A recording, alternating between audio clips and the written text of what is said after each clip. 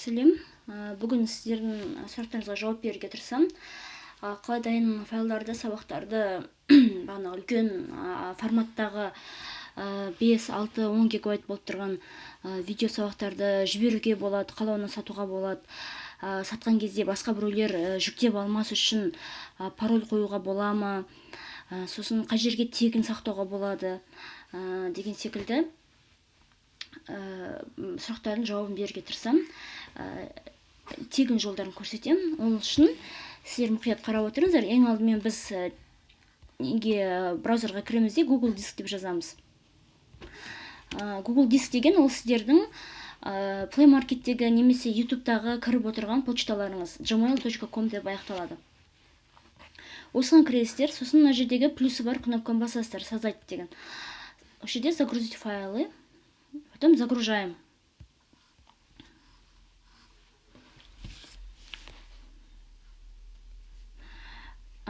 Загрузка болған кезде мына сіздер ең алдымен курстарыңыздың өзін, қазір мен архив файлға айналдырып алу керексіздер. Қазір мен көрсетейін мына жерде. Мысалы мына жерде бүйтіп переименовать деп басамын. Біздің мысалымызда ол енді математика курсы. Қазір сіздер барлық ішіне керекті кітаптарыңызды, файлдарыңызды,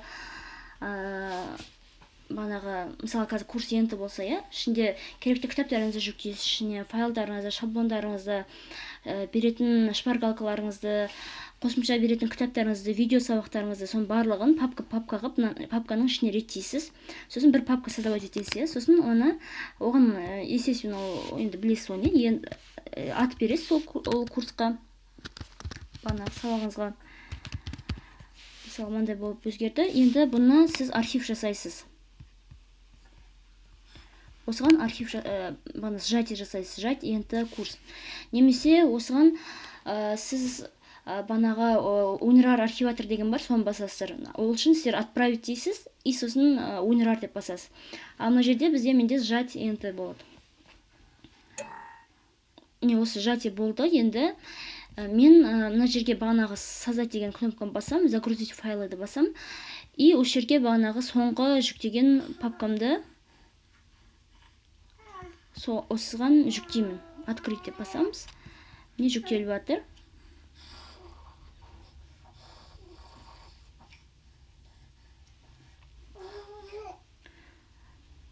Жүктеліп болғасын біз доступ береміз. Доступ бергенде негізінде екі түрлі жолмен беруге болады. Біріншісі открытый доступта тұрады, екінші доступ по ссылке. Ол жерде сіз негізгі сізден сатып алған адамдардың почталарын аласыз. Мысалы, мен сізден сатып алсам курсыңызды, сіз менің почтамды сұрайсыз, сол почтаға ғана доступ бересіз. Бұл не обязательно сату, мысалға кей кезде сіз бір әдемі суреттеріңізді жібергіңіз келеді, мысалы студенттер болса, студенттер общий түскен суреттерін жібергіңіз келеді подружкаларыңызға, бірақ басқа біреулердің көргенін қаламайсыз. Сіз ол фотолардың барлығын бір дискқа жүктейсіз, сосын сол жерге доступ по ссылке бересіз. Мысалға, свадьбаның суреттерін барлығын бір дискқа жүктейсіз, и сол жерден то же самое доступ по ссылке дейсіз, сізден именно осы адамдар көру керек дегеннің ғана почталарын енгізесіз. Сондай нелер бар, ол жерде тек қана курстың жазбасында сату ғана емес, басқа да жалпы өмірде қажетті бағанағы файл,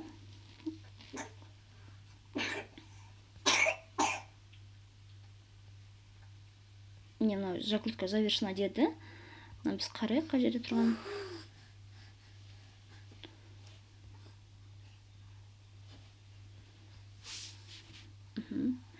Енді осы жерде сіздер жалпы папканың ішіне тауып алсаңыздар да болады, недавний дейміз. Енді дегеніміз тұр. Енді осы жерде сіздер мына жерде мынандай кнопка шығады. Адам тұрған және плюс деп тұрған. Осы жерге сіздер доступ бересіздер. Мына жерде совместный доступ, мына жердегі ручканы бассаңыз, кімдер алу керек, кімдер жүктей алады осыны. Редактирование, просмотр. Сіз басасыз, просмотр дейсіз. И кімдер алу керек осы нені? Осы сіздің файлыңызды қандай адамдар алу керек, солардың почталарын енгізіп шығасыз. Мысалға мен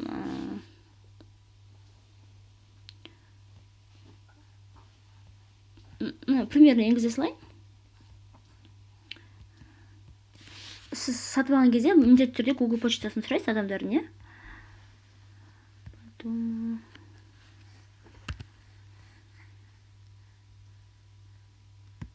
Примерно осылай мысалға почталарын сұрап шығасыз, и осыған енгізесіз, сосын отправить дейсіз. Сол кезде сізден кімде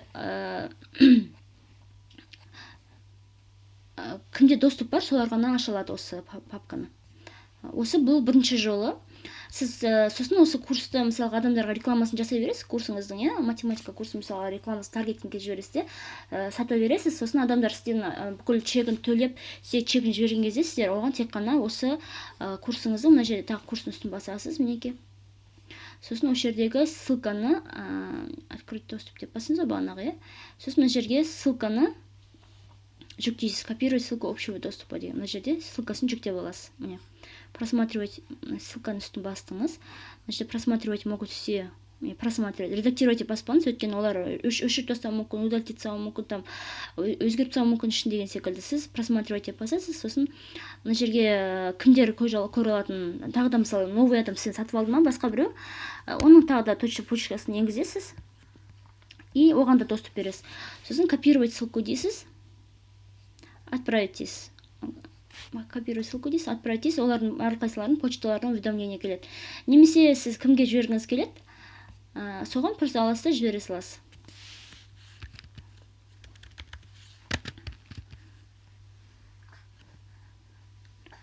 Мысалы, мен осы кісіге сатқым келеді курсымды, мен осы кісіге аламын да, отправить деп баса саламын.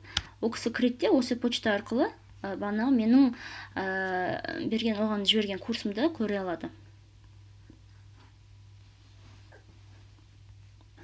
Так, онда скачать деп басайық.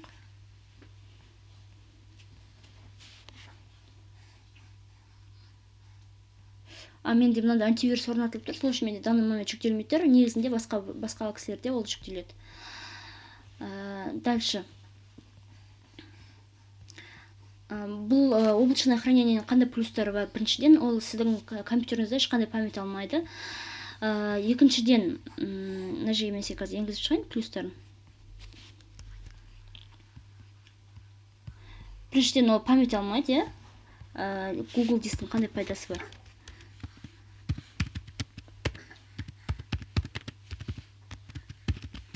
Бірінші, память алмайды. Сосын екіншіден, сіз оны өзгертсеңіз, егер өзгертетін болсаңыз, адамдарға міндетті түрде доступ бағанағы өзгерген ішіндегі өзгерістермен бірге барады. Соны бәрі көре алады. Мысалға, сіз, допустим, курсыңызды саттыңызда, и ішіне тағы да бір нәрсе енгізгіңіз келді. Қосымша бір шпаргалка тауып алдыңыз, жақсы, иә?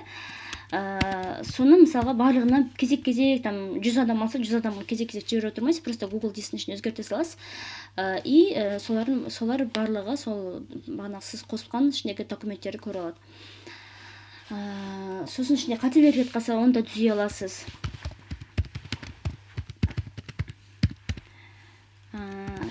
Сол секілді, мысалы, ішіндегі бір видеоңыз оқымай тұр екен да, и сіз сол видеоны удалить етіп басқа жаңа видео қосасыз, и сол доступы бар адамдардың барлығы сол видеоларды көре алады. Осы секілді бағанағы плюстар бар. Сосын бұл ешқандай сізден память алмайды, сізден ақша сұрамайды, осының ішінде сақталып тұрған үшін сіздің сабағыңыз. Сол секілді көптеген плюстар бар. Енді дальше не істейміз?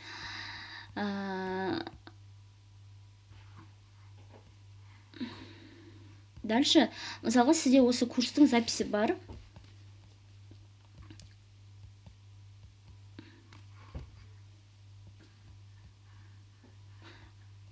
Копировать. Осы курстың записі бар, видео ссылкасы бар, енді сіз басқа біреулер осыны сатып жібермей ма деген сияқты қорқынышыңыз бар болуы мүмкін ойыңызда, басқа біреу менің курсымды қаншама жылдық еңбегімді сатып ақша тауып сөйтіп жүрмей ма деген.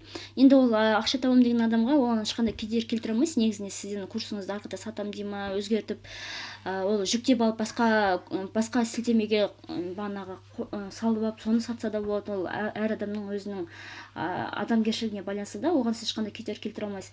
Бірақ енді данный момент, мысалға, сіз өзіңіз просто басқаға рассылка жасай салмас үшін, мынандай одноразовый ссылканың несі бар, бір реттік сілтеменің несі бар, сайты дейін ба, сервисі бар. Осы жерге сіз бағанағы өзіңіздің курсыңыздың сілтемесін осы жерге қоясыздар. мына жерге бағана Google дисктағы почтамыздың сілтемесін қойдық, курс деген.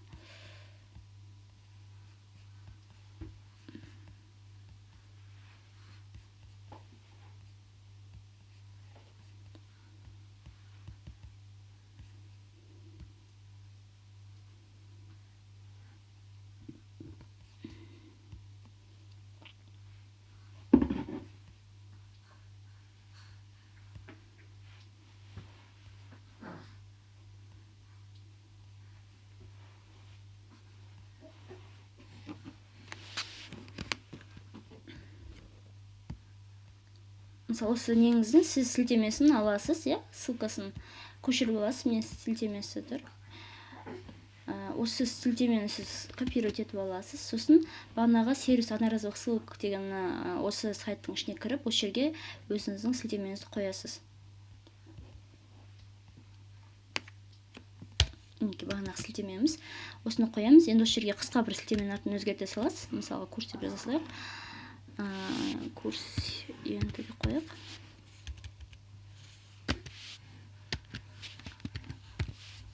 Мына жерге пароль қоя аласыз. Мысалы 1 2 3 4 5 6 деген секілді. Өзіңіз білесіз қандай пароль қойғыңыз келетінін, сол парольді қоясыз. Қоймай қойсаңыз да болады, ешқандай разница жоқ оған. Сосын создать ссылку деген кнопка тұр мына жерде. Осы создать ссылку дегенді басасыз. Міне мына ссылка шықты. Осыны сіз жүктеп аласыз да, осыны сіз жібересіз адамдарға. Мысалға, бағанағы, мысалы, мен осы кісіге сатсам курсымда, осы кісіге осы сілтемені жібере салам. Бұл кісі кірген, содан кейін мына жерде айтпақшы ескертетін жағдай, қанша уақыт тұру керек бұл сілтеме. Мысалға, сіз бүгін саттыңыз, ертең ол сілтеме 3 қалу керек десеңіз, завтра деп басасыз. 1 аптадан кейін 3 керек десе, через неделю деп басасыз. 5 күннен кейін деп өзгертіп отыра аласыз да. Бірақ менің советім негізінде ондай қажет емес. Бүйтіп басасыз үстінен. Пароль сұрайды кірген кезде. Мысалы, парольді енгізесіз, қандай пароль қойдыңыз, соны енгізесіз. Ол парольді және бағана курс сатып алған адамға ғана бересіз ғой. Сосын міне осылай оған курстың несі шығады, ол бүйтіп жүктеу деп басады оны.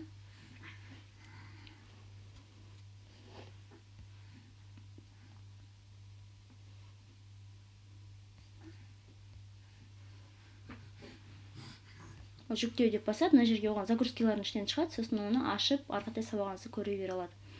Бірақ мен негізінде рекомендация бермеймін. Біз жүктелді.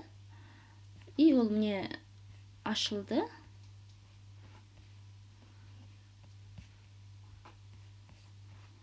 Загрузки.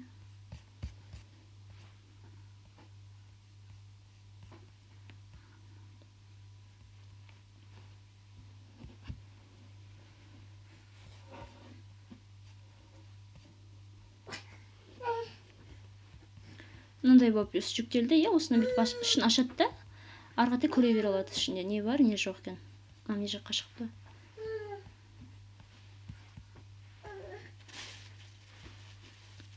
Осылай ішіндегі сабақтарды көріп, арқатай бәрін зерттей бере алады.